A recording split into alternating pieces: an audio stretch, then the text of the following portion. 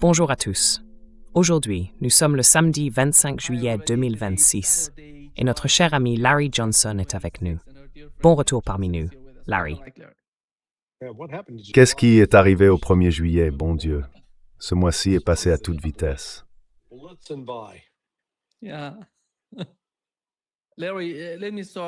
Oui, Larry, permettez-moi de commencer par le nouvel article du New York Times.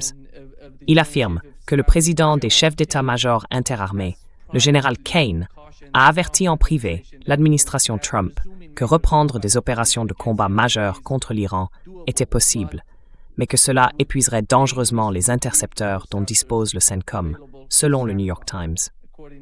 Quelle est votre compréhension de l'attaque contre l'Iran?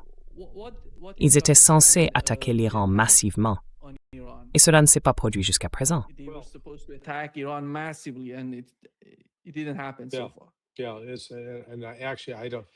Oui, et en fait, je ne pense pas que ça va se produire ce week-end. Au départ, vous savez, je pensais que ça allait se produire vendredi. J'avais oublié de prendre en compte que Trump allait avoir le dîner de l'Association des correspondants de la Maison-Blanche. Il doit y prendre la parole. Donc vous savez, ça a été annulé, l'opération a été annulée ou n'a pas été mise en œuvre parce qu'il ne voulait pas détourner l'attention du moment de gloire de Trump. Ensuite, je me suis dit, bon, d'accord, alors aujourd'hui reste une possibilité. Cependant, au cours des 12 dernières heures environ, j'ai appris que les cellules de planification sont organisées de la manière suivante. Le commandement central, à la base aérienne de MacDill, dispose d'un centre d'opération. Ils y font fonctionner ce qu'on appelle une équipe d'action de crise.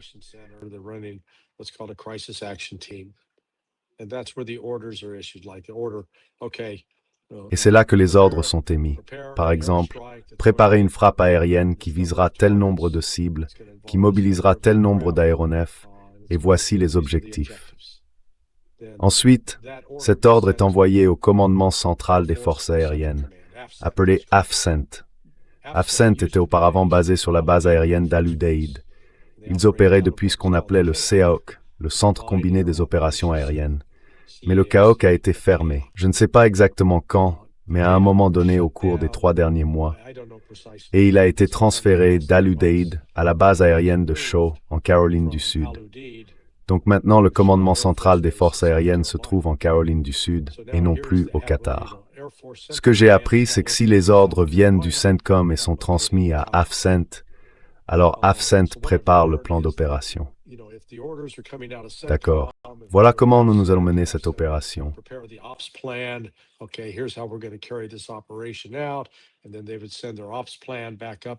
Ensuite, ils renverraient leur plan d'opération au CENTCOM, et le commandant du CENTCOM, Brad Cooper, le validerait.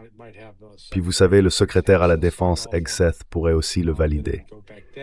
Ensuite, cela redescendrait et ils exécuteraient l'opération. Eh bien, ces deux commandements ne communiquent pas vraiment. On m'a dit qu'ils ne sont pas en véritable communication en ce moment au sujet d'une opération. L'AFCENT fait un peu sa propre chose, le CENTCOM fait la sienne. Donc, du côté de la planification, rien n'indique qu'une opération concrète soit en préparation. Donc, malgré les menaces de Trump, et malgré certaines activités que nous avons vues, comme des ambassades qui ferment, vous savez, nous avons appris hier qu'il avait été rapporté que les Allemands avaient fermé leur ambassade à Téhéran. Or aujourd'hui, les Allemands l'ont démenti. Non, ce n'est pas le cas.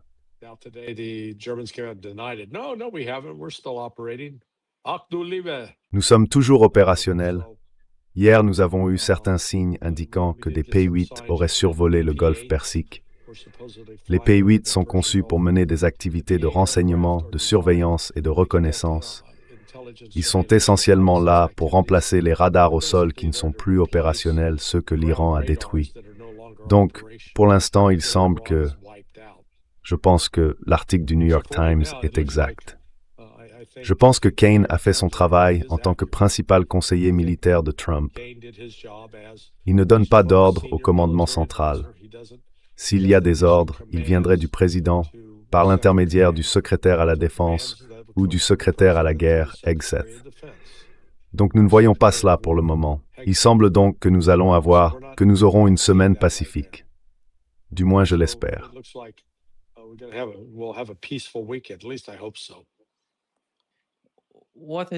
Quelle est la ligne de communication entre Kane et l'armée? C'est donc l'armée qui lui transmet toutes ces informations de renseignement.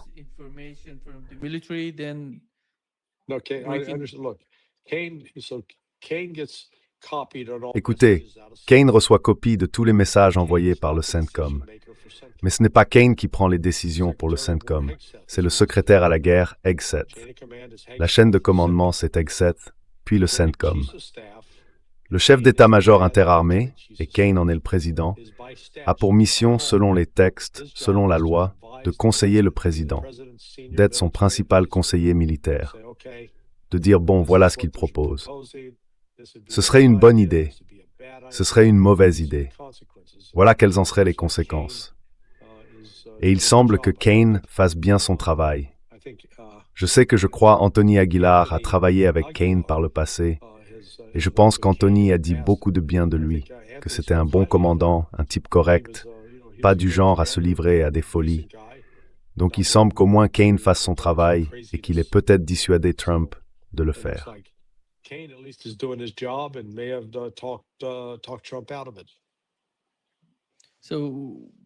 Donc en gros, son rôle est d'être le principal analyste des informations qui lui parviennent, de les interpréter et de donner à Donald Trump sa compréhension, sa perception.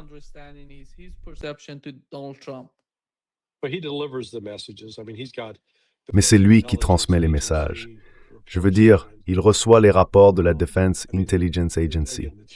Encore une fois, la chaîne de commandement passe par Hegseth, mais les chefs d'état-major interarmés recueillent toutes les informations venant de la DIA, de la National Security Agency et du National Reconnaissance Office.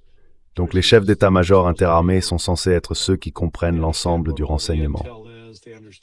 Ils comprennent ce qu'on appelle les informations sur l'ordre de bataille. Et ils conseillent. Si le CENTCOM arrive en disant « voilà notre plan proposé », Kane peut aller voir Trump et lui dire « je pense que ce plan est nul, pour telle et telle raison » ou « je pense que ce plan est insuffisant, il lui manque ceci, cela et cela ». Trump peut alors revenir vers Brad Cooper et dire « hey, ça ne me convient pas, vous devez ajuster ceci, vous devez changer cela », ce genre de choses.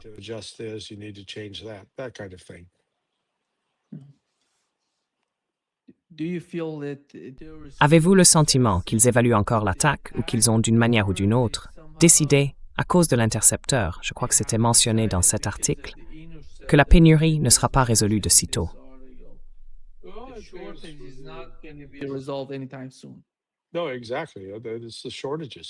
Non, exactement. Ce sont les pénuries. Pas seulement les intercepteurs, les Tomahawk, les JAS, tous ces missiles de précision. Quand ils les utilisent, ils ne sont pas remplacés. Et leur remplacement n'arrivera peut-être que dans 3 ou 4 ans.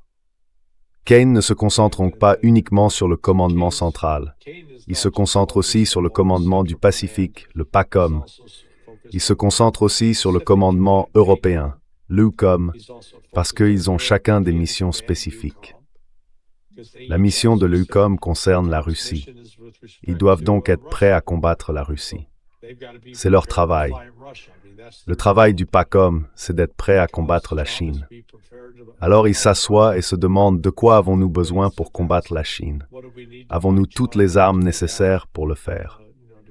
Et je pense que les messages qui reviennent de l'EUCOM ou du PACOM, c'est « Mon Dieu, nous sommes à court. Vous savez, nous n'en avons même pas assez pour remplir notre mission. »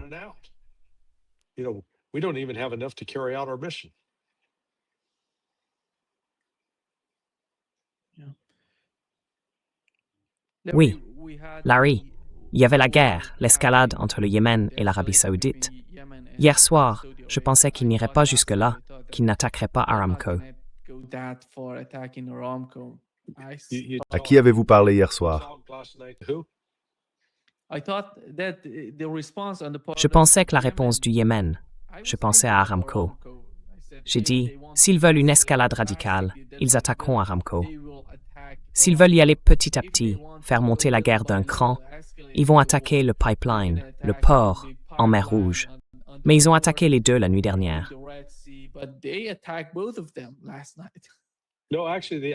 Non, en fait, d'après ce que je comprends, ils n'ont pas attaqué Yanbu. Il y a eu des informations en ce sens, mais elles n'ont pas été confirmées. Donc si vous avez vu une confirmation, très bien, mais moi je ne l'ai pas vue. Non, je n'ai pas commandé de session.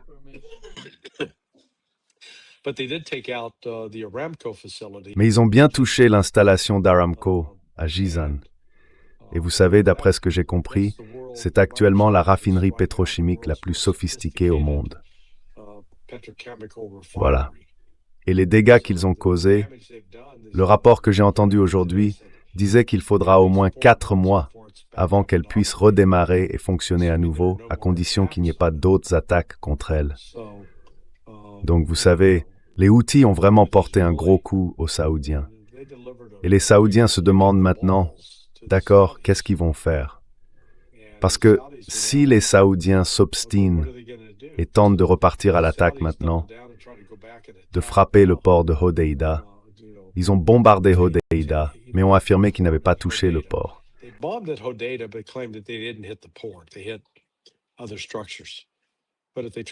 Ils ont frappé d'autres infrastructures. Mais s'ils essayent de neutraliser Hodeïda, alors la prochaine cible de l'Iran sera les deux.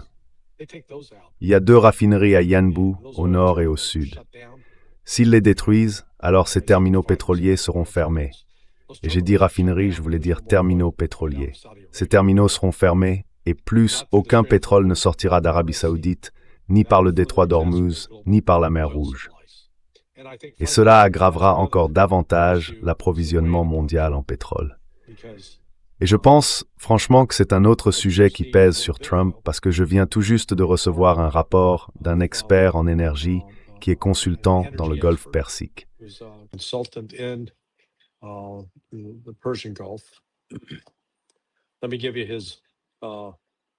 Voici son constat, en résumé. L'armée américaine siphonne la marge de sécurité des États-Unis en diesel et en carburant aviation. Le gouvernement retire du carburant essentiel de systèmes nationaux déjà épuisés, le fait transiter par des circuits militaires et internationaux opaques, et laisse l'économie américaine assumer le risque de pénurie. Et il y a 6 conclusions.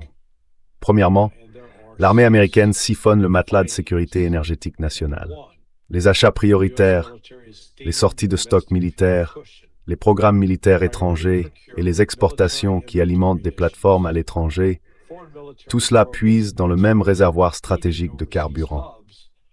Les appellations diffèrent. Le résultat économique, lui, ne change pas. Le carburant est retiré de la marge de sécurité nationale et transféré à la machine de guerre.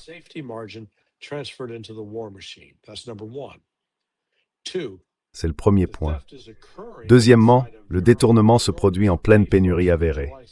Du 1er mai au 17 juillet, les États-Unis ont perdu 161 millions de barils de pétrole, de distillats et de carburant aviation, soit 1,9 million de barils par jour, disons donc 2 millions. Les stocks nationaux de distillats étaient inférieurs de 22% à la norme de 2015 à 2019. Sur la côte Est, ils étaient inférieurs de 51%. Washington exportait des carburants essentiels, alors que la côte Est disposait de moins de la moitié de ses réserves de sécurité habituelles. Troisièmement, Rotterdam est le point de transfert dans l'ombre. Les relevés d'avril montrent que 8,6 millions de barils de pétrole ont été envoyés aux Pays-Bas. Parmi eux, 8,8 millions de barils de distillats, 0,644 millions de barils de carburant aviation et 0,003 millions de barils de kérosène.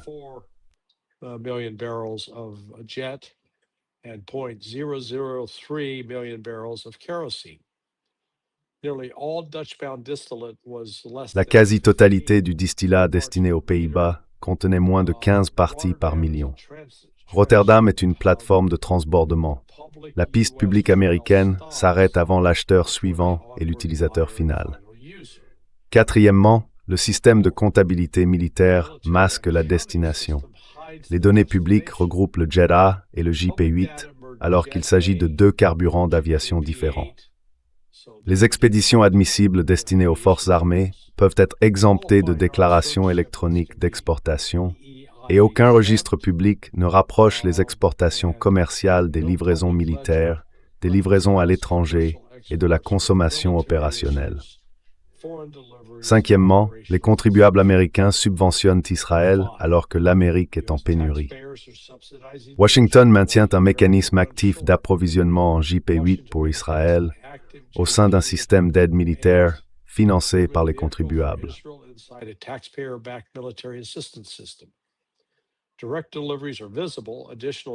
Les livraisons directes sont visibles. Il est probable qu'il y ait aussi des approvisionnements supplémentaires acheminés via les Pays-Bas. Le gouvernement ne divulgue pas le détail exact des cargaisons indirectes. Et au final, la machine de guerre reçoit le carburant, tandis que l'Amérique subit les dégâts. Le transport routier américain, le rail, l'agriculture, le chauffage et l'aviation civile se retrouvent avec des réserves réduites et un risque de perturbation. Les opérations militaires et étrangères bénéficient d'un accès prioritaire. Ce n'est pas un commerce ordinaire parce que, au-delà de la santé et des réserves, il s'agit d'un transfert de carburant stratégique dirigé par les militaires au détriment de l'économie américaine. Donc tout cela réuni est peut-être aussi ce qui a fait hésiter Trump à poursuivre les frappes militaires.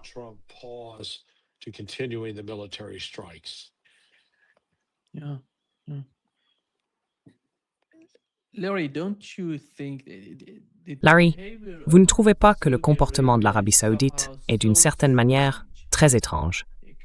Parce que, concernant le détroit d'Ormuz, on peut dire, et c'est ce que nous soutenons, que les États-Unis font peut-être pression sur elle. Pensez-vous que ce soit la même chose pour le Yémen? Les États-Unis la forcent-ils à attaquer le Yémen? Ou est-ce sa décision, sa compréhension de la situation et en quelque sorte sa stratégie?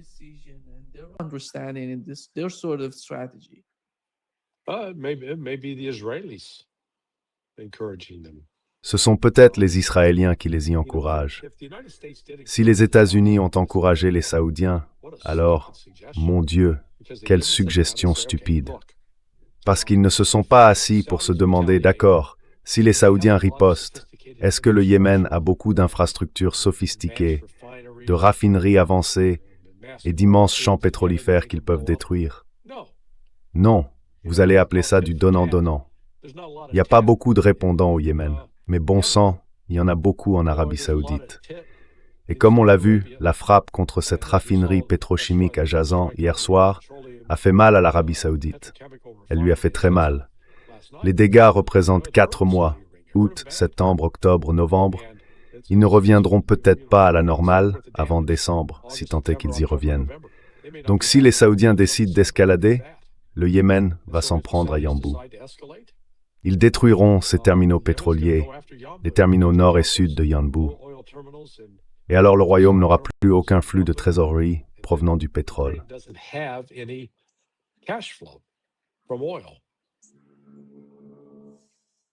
Ils ont riposté en attaquant les montagnes au Yémen. Les États-Unis ont frappé ces montagnes à plusieurs reprises. Je me souviens de chaque fois où ils étaient là. Oh là là, ces montagnes, bon sang. Je suis sûr que ces montagnes remontaient progressivement vers le nord. Elles allaient franchir la frontière. Écoutez, c'est ridicule.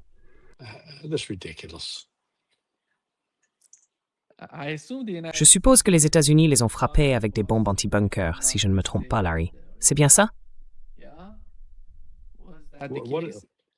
J'avais pas entendu ça. Qu'est-ce qu'ils ont touché? Je ne sais pas, parce qu'ils estiment que les missiles, toutes ces villes souterraines sous les montagnes, c'est pour ça qu'ils frappent les montagnes, parce que tous ces missiles sont sous les montagnes. C'est pour ça qu'ils essayent de faire ça.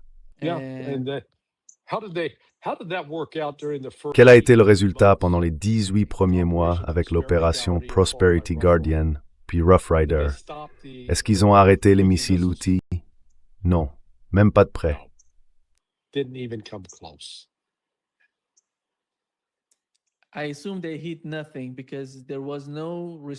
Je suppose qu'ils n'ont rien touché, puisqu'il n'y a eu aucune réponse du Yémen après cette attaque. Il semble qu'il n'ait rien pu atteindre, peut-être l'entrée des tunnels. Mais, dans le cas du Yémen, il ne se passe rien. Il n'y a eu ni riposte, ni réponse, comme je l'ai dit. Je le pense vraiment. Mais après tout, Larry, regardez la mer Rouge aujourd'hui. Est-ce que l'Arabie Saoudite va continuer ce jeu du tac au tac? Eh bien, je ne sais pas. Well, I don't know. But if they do, Mais s'ils le font, alors, vous savez, je l'ai exposé, quelle est la grande cible? Les Saoudiens peuvent prendre Jeddah ou l'un des aéroports. S'ils font ça, les Houthis vont riposter. Je pense qu'ils frapperont les terminaux pétroliers de Yanbu. Ils pourraient aussi revenir et décider de causer davantage de dégâts à Jizan, vous savez, frapper d'autres parties du site et peut-être vraiment détruire toute l'installation. Donc, vous savez, il faudrait des années pour la reconstruire, pas seulement des mois. so they'd be looking at years rebuilding it, not just months.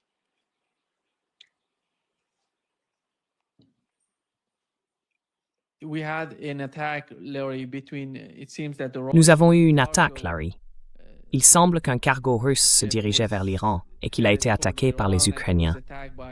Et aujourd'hui, Zelensky a tweeté que nous avions frappé l'un de ces cargos en route vers l'Iran.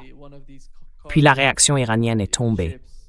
C'est très intéressant parce que tous ces... Vous savez, l'Ukraine est à portée des missiles balistiques iraniens.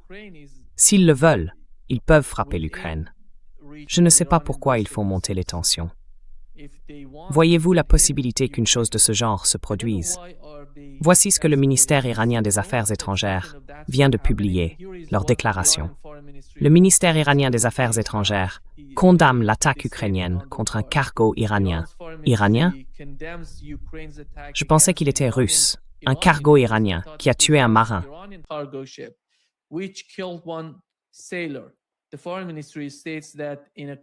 Le ministère des Affaires étrangères affirme que, conformément au droit international et à la Charte des Nations unies, l'Iran se réserve le droit à la légitime défense si de telles actions se poursuivent.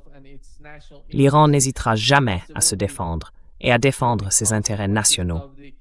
La responsabilité des conséquences de l'aventurisme commis par le dirigeant du régime ukrainien, Zelensky, incombera à ce régime, ainsi qu'à ses soutiens et à ceux qui l'y ont incité. Zelensky semble, d'une certaine manière, établir un lien entre les deux guerres. S'il continue à le faire, sachant que les communications entre l'Iran et la Russie passent par la mer Caspienne, comment interprétez-vous cela? Well, again, it's just, Eh bien, encore une fois, voilà, ils l'ont frappé, ça a causé des dégâts, mais ça ne va pas arrêter les échanges commerciaux russes entre la Russie et l'Iran. Et je pense que d'habitude, la réponse russe consiste aussi à déployer davantage de missiles de défense aérienne dans cette région. Mais je ne pense pas que l'Iran va lancer des missiles balistiques sur Kiev. Les Russes font déjà sacrément bien le travail eux-mêmes. Je veux dire, vous avez vu ce qui s'est passé hier. Avant-hier, ils avaient cette exposition militaire. Elle présentait tout l'équipement de défense de l'Ukraine. Les Russes l'ont bombardé sans ménagement. Ils ont tué au moins 10 personnes, peut-être davantage, et fait des centaines de victimes. Donc,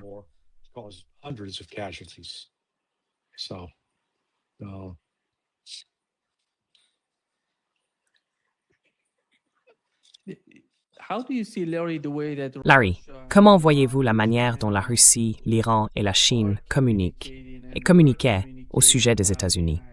Parce que les deux premiers, la Russie et l'Iran, combattent les États-Unis, et la Chine est en arrière-plan. Enfin, pas vraiment. D'accord, pas vraiment. Vous avez lu la déclaration que Wang Yi a faite à la fin des réunions spéciales de l'Organisation de coopération de Shanghai? Oui, cherchez ça. Vous pouvez la chercher rapidement, ou vous voulez que je le fasse? Mace the Harry Parody. Dites simplement « énumérez ». Donnez-moi la déclaration de Wang Yi concernant l'Iran à la fin de la réunion de l'Organisation de coopération de Shanghai.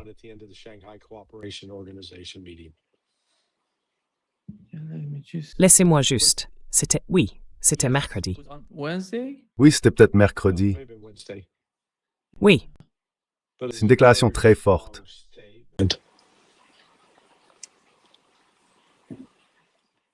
j'ai pas trouvé sa déclaration. Où est-ce que vous... Attendez. Parle-t-il de la coopération entre la Russie, la Chine et l'Iran ou d'autres choses? Non, à propos de l'Iran.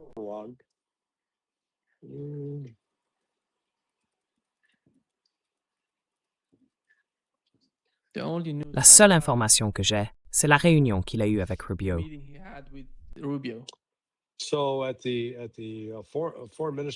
Donc, lors de la réunion des ministres des Affaires étrangères au Kyrgyzstan, Wang Yi a rencontré Araqchi en marge des discussions. Il a déclaré que la Chine, je cite, « soutient fermement l'Iran dans la défense de sa souveraineté, de sa sécurité et de sa dignité nationale ». Il a appelé à un retour aux négociations et à la mise en œuvre des précédentes déclarations diplomatiques. Donc vous savez, il soutenait très très fermement l'Iran, pas les États du Golfe, pas les États-Unis.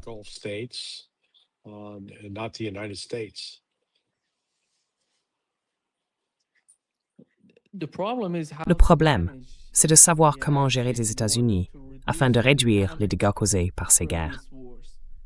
Qu'est-ce que vous voulez? Que gérer par qui? Manipulés par l'Iran ou par la Chine?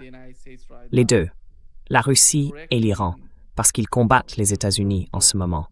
Ils sont directement en guerre contre les États-Unis.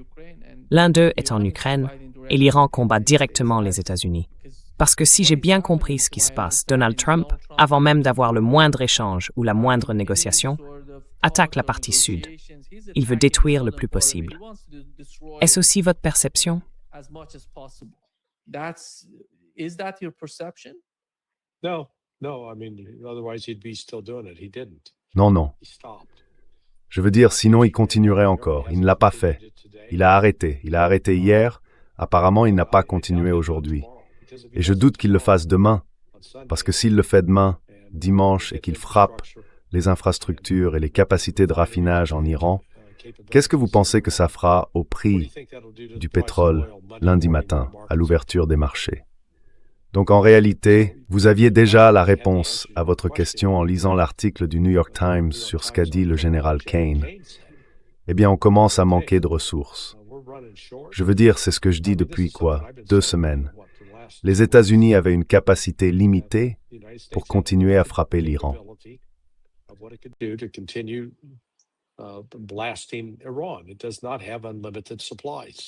Il n'a pas des réserves illimitées. Et ce n'est pas seulement le cas pour les missiles intercepteurs, c'est aussi le cas pour leurs missiles de précision, les Tomahawk, les JASSM, les attaques MS. Leurs réserves sont limitées dès le départ. Et les PRSM, les Precision Strike Missiles, oubliez ça. Ils n'en ont plus maintenant. Donc vous savez, c'est pour ça que Kane a dit « Bon d'accord, oui, on peut le faire, Monsieur le Président. Oui, si c'est ce que vous voulez faire, je ne vous dis pas non. Mais sachez simplement que nous ramenons nos stocks à des niveaux critiques et que si nous devions nous retrouver dans un conflit avec la Chine ou la Russie, nous serions à sec. » C'est essentiellement ce qu'il disait. That's essentially what he was saying. Le Yémen va-t-il parvenir à mettre fin au siège du Yémen? Les Houthis vont-ils pouvoir résoudre la question du siège grâce à cette nouvelle initiative de leur part?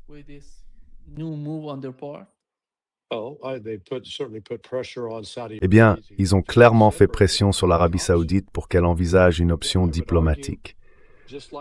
Là encore, je dirais que comme les États-Unis, les Saoudiens n'ont pas de bonne option militaire face aux Houthis.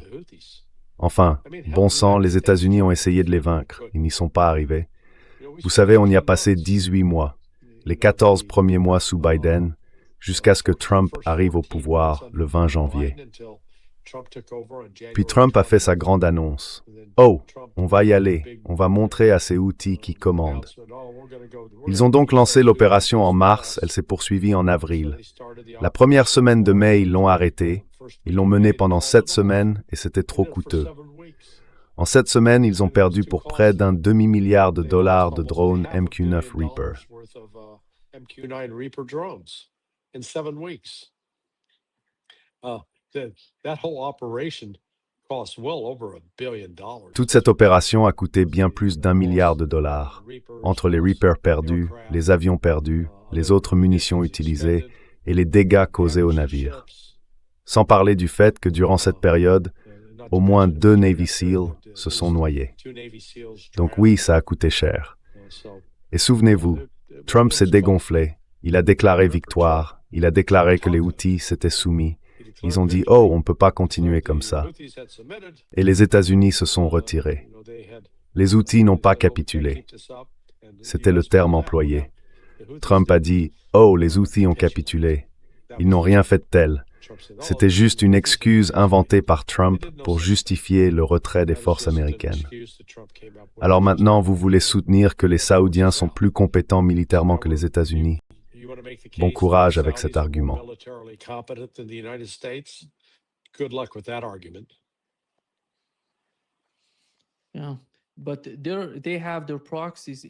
Oui, mais ils ont leur relais au Yémen.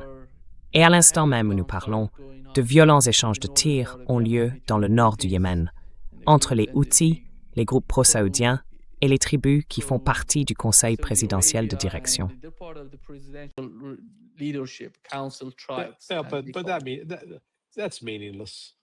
Oui, mais ça ne veut rien dire. Enfin, vous savez, non. Si vous êtes un soldat Houthi en première ligne et qu'on vous tire dessus, oui, là, ça compte. Mais ça va rien changer. Bon sang, ils ont eu 10 ans pour essayer de vaincre les Houthis avec ces types-là, et ils ont échoué. Quoi?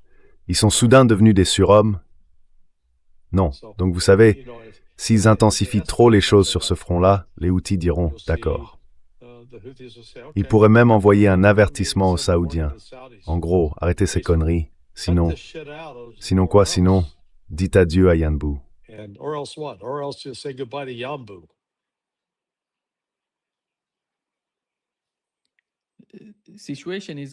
La situation devient tellement plus intéressante qu'on ne peut pas dire qui aide le plus l'autre.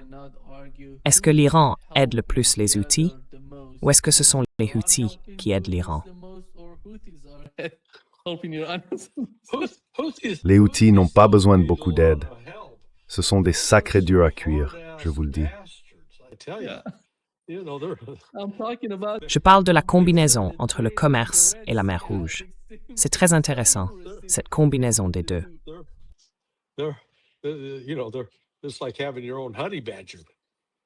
C'est comme avoir son propre ratel.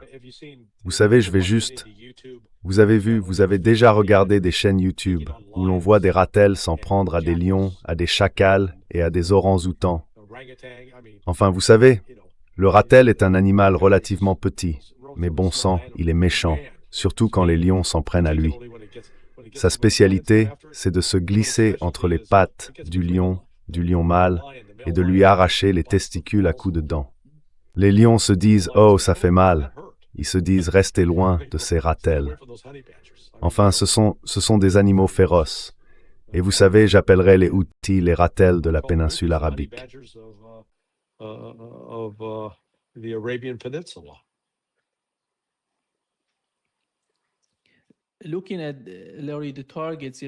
Si l'on regarde, Larry, les cibles iraniennes dans le Golfe Persique et la manière dont elles ont, vous savez, frappé efficacement le système américain de défense aérienne, les HIMARS, pensez-vous que la stratégie, et c'est ce que je crois comprendre, consiste à tout détruire dans les environs? Je parle des pays du CCG. Oui, ils l'ont fait. Jusqu'ici, quelle est l'efficacité de cette stratégie? Très efficace.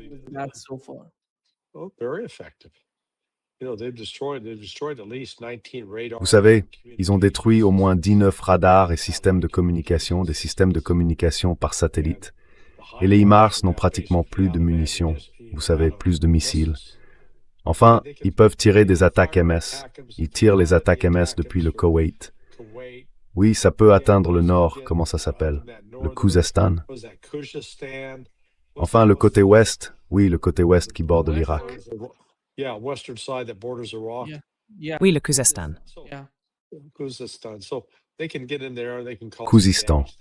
Ils peuvent donc y pénétrer et y causer des dégâts. Mais vous savez, les attaques MS n'ont qu'une portée de 180 000. Donc, peut-être, j'estime que, depuis l'endroit d'où ils tirent, il y a peut-être 70 000 jusqu'à la frontière iranienne. Ils peuvent donc aller encore 110 000 à l'intérieur du pays et causer des dégâts, mais rien de catastrophique. Mais l'Iran continue de frapper ses lanceurs HIMARS. Et le seul autre missile qu'ils pourraient tirer, c'est le PRSM, le missile de frappe de précision.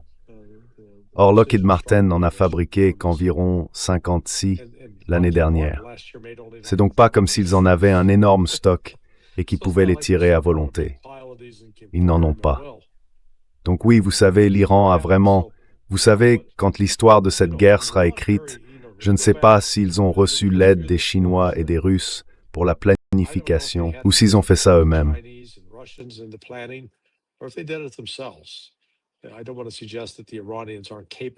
Je ne veux pas laisser entendre que les Iraniens ne sont pas capables de faire ça.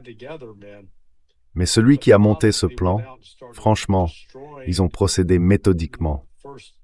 Ils se sont dit d'abord, il faut aveugler les États-Unis. Il faut éliminer tous ces systèmes radars. Avant, ils pouvaient détecter les lancements, ils pouvaient surveiller les avions, ils pouvaient donner une alerte précoce face aux menaces. Ils ne peuvent plus le faire. Ils n'ont plus aucune alerte précoce face aux menaces. Et on en a vu les effets l'autre jour, à la base aérienne Mouafak al-Salti, en Jordanie, où les troupes au sol n'ont pas été averties à l'avance que les missiles arrivaient et où au moins 3 d'entre elles ont été tuées.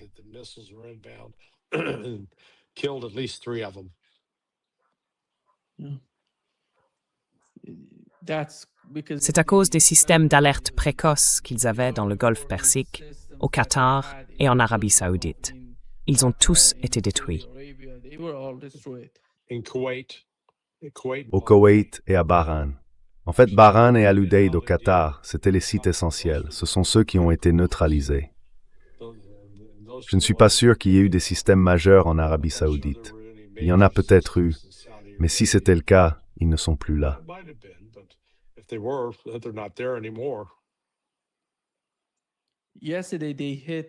Hier, ils ont frappé l'Arabie Saoudite, l'un de ses sites logistiques en Arabie Saoudite.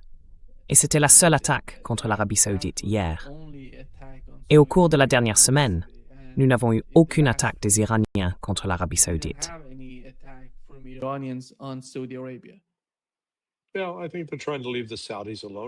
Eh bien, je pense qu'ils essayent de laisser les Saoudiens tranquilles. Et je pense que les Saoudiens, vous savez, mais encore une fois, les Saoudiens se sont emballés à propos du Yémen. C'était stupide. Vous savez, la meilleure option pour les Saoudiens en ce moment, c'est d'aller négocier un accord avec les Houthis. D'accord, écoutez, on va vous laisser tranquille, on est désolé. Et ayons une coopération économique. Enfin, peu importe. Les Saoudiens veulent avoir les Yéménites de leur côté. Et puis, vous savez, vous voulez un État ami à votre frontière sud. Vous ne voulez pas d'un État hostile. Parce que, comme les Houthis l'ont montré, vous allez nous chercher des ennuis, on va faire en sorte que votre vie soit misérable. Aucun navire ne sortira du Bab el-Mandeb. Ce n'est pas pour rien qu'on l'appelle la porte des lamentations, ce qui, si j'ai bien compris, est le sens de Bab el-Mandeb. Je ne sais pas dans quelle langue c'est, si c'est de l'arabe ou de l'arabe. C'est de l'arabe? Oui, D'accord. Bab veut dire la porte, Larry, en arabe. Bab? Ah d'accord. Bab veut dire la porte de Mandeb, oui. D'accord. Et Mandab doit vouloir dire lamentation ou larmes. Cela signifie que l'endroit s'appelle Mandab. Je ne sais pas ce que ce nom veut dire.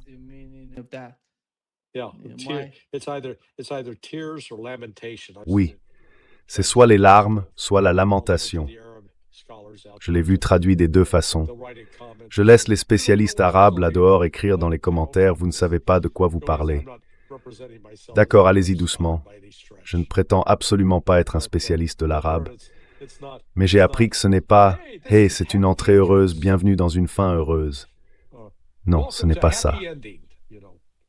Donc, sur le plan diplomatique, le mieux que l'Arabie saoudite puisse faire, c'est de refermer le couvercle là-dessus, d'arrêter les combats, parce que les Houthis peuvent frapper vos champs pétrolifères quand ils le veulent. Et vous savez, les États-Unis se sont dit, eh bien, on peut y aller avec notre puissance aérienne, avec nos drones.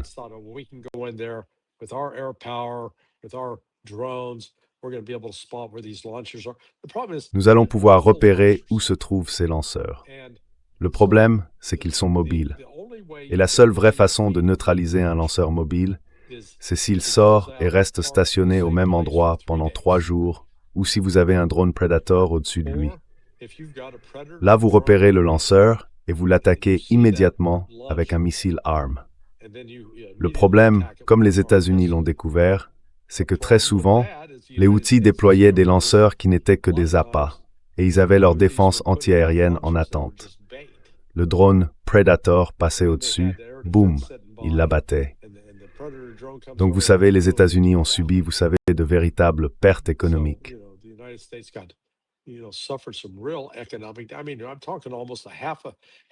Je veux dire, on parle de presque un demi-milliard de dollars, presque 500 millions de dollars rien que pour 7 drones, parce que la cellule du drone coûte entre 30 et 35 millions de dollars.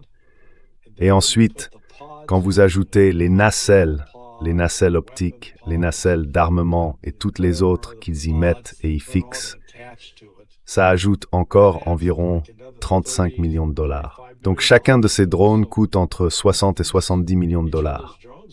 Vous les perdez, faites le calcul. À 70 millions l'unité, 7 drones, ça fait 490 millions de dollars. Boum. Disparu. Disparu.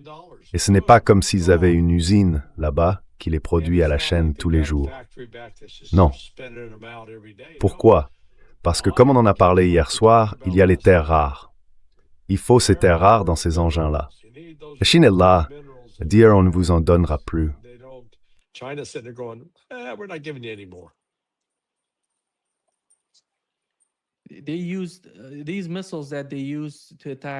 Ils ont utilisé ces missiles, ceux qu'ils avaient utilisés pour attaquer l'Arabie saoudite. Ils sont fabriqués localement. Ils les ont produits sur place, Larry. Ce sont essentiellement des versions des Khaybar Shakan et Zulfikar iraniens, mais fabriqués localement. Ces versions, ces missiles ont été produits au Yémen. Ils ont utilisé leurs propres missiles.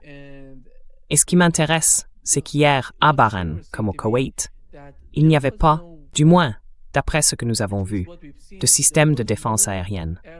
L'Iran a frappé les cibles, sans rencontrer la moindre difficulté de la part d'intercepteurs ou de systèmes de défense aérienne dans ces pays. Je suppose que c'était aussi le cas en Arabie saoudite. Non, ils ont été anéantis.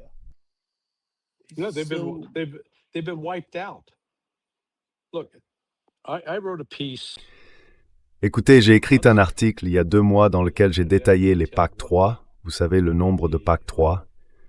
À la fin de 2025, donc il y a maintenant 7 mois, il y en avait au total 6200 qui avaient été produits depuis 2015. Eh bien,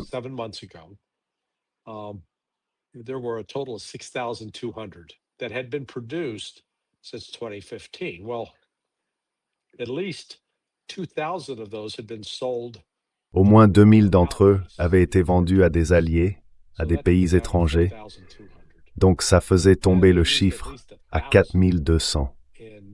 Ensuite, ils en ont utilisé au moins 1000 en Ukraine. Ça le ramenait à 3200.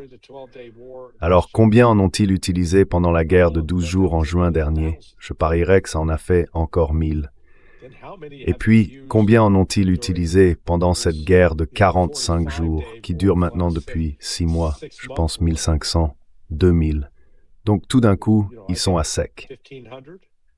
Et ce n'est pas comme si Lockheed Martin et Raytheon produisaient davantage de PAC-3. D'ailleurs, vous avez vu, ou est-ce que c'est Raytheon qui a annoncé « Oh, on va recommencer à fabriquer les missiles PAC-2 » Eh bien, ils sont bien moins efficaces contre les missiles balistiques. Vous les installez, ils explosent en fragments, et vous espérez que ça touche quelque chose. Ce missile est presque aussi vieux que vous.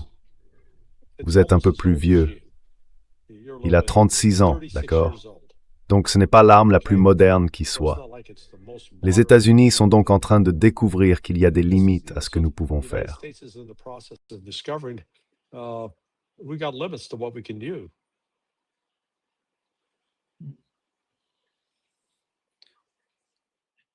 C'est peut-être la raison principale. Parce qu'ils n'ont rien pour défendre Israël, pour défendre les États-Unis. Je pense que le général Kane est intervenu. Il a probablement présenté à Trump une évaluation plus brutale. Enfin, elle a été édulcorée pour le New York Times. Oui, vous savez, on risque d'avoir une pénurie. Vous devriez peut-être y réfléchir. Non, je pense qu'il est allé lui dire « Monsieur, si on fait ça, on va se retrouver complètement à poil. » Et vous savez, j'ai utilisé cette image. Pepe et moi avons fait une émission plus tôt aujourd'hui sur notre chaîne Transition Protocol. Et j'ai dit, imaginez l'Arabie Saoudite comme un gros homme nu dans une colonie naturiste et le Yémen comme un porc épic. Est-ce que vous voulez être ce gros homme nu qui essaye d'attraper un porc épic? Ce porc épic peut lancer ses piquants et ça fait mal. Vous ne voulez pas vous frotter à ça.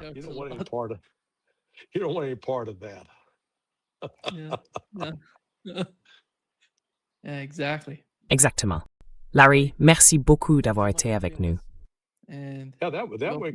C'est passé vite. Nous avons eu une bonne discussion. Peut-être que nous avons apporté quelques éclaircissements et des informations aux gens, j'en suis sûr. I'm sure about that. Because no one, just look at Larry. To be honest, look at Fox. Écoutez, Larry, honnêtement, regardez Fox News. Regardez toutes les vidéos qui sortent. C'est toujours la même chose. Toujours la même chose. La même rhétorique, encore et encore. Et tout ça, je ne sais pas qui regarde ces vidéos. Moi, j'essaie de comprendre cet état d'esprit. Mais, To understand the mindset, but Oui, si c'est soit regarder les vidéos de Fox, soit être l'homme gros et nu qui poursuit le porc épic, je choisis le porc épic. Oui. Donc, je pense qu'on va faire ça demain. yeah. oui, exactement. C'est à 17h? D'accord. Okay. D'accord, vous l'avez noté dans votre agenda. C'est inscrit sur mon agenda. Oui, à plus, Larry. On se revoit demain. Sois sage. Va jouer avec les enfants. Yeah. Oui, Suze. Il m'attendait. Oui. Va jouer avec les enfants. Remets tes priorités en ordre, d'accord, mon ami? Prends soin de toi. Salut, Larry. Prends soin de toi. Au revoir.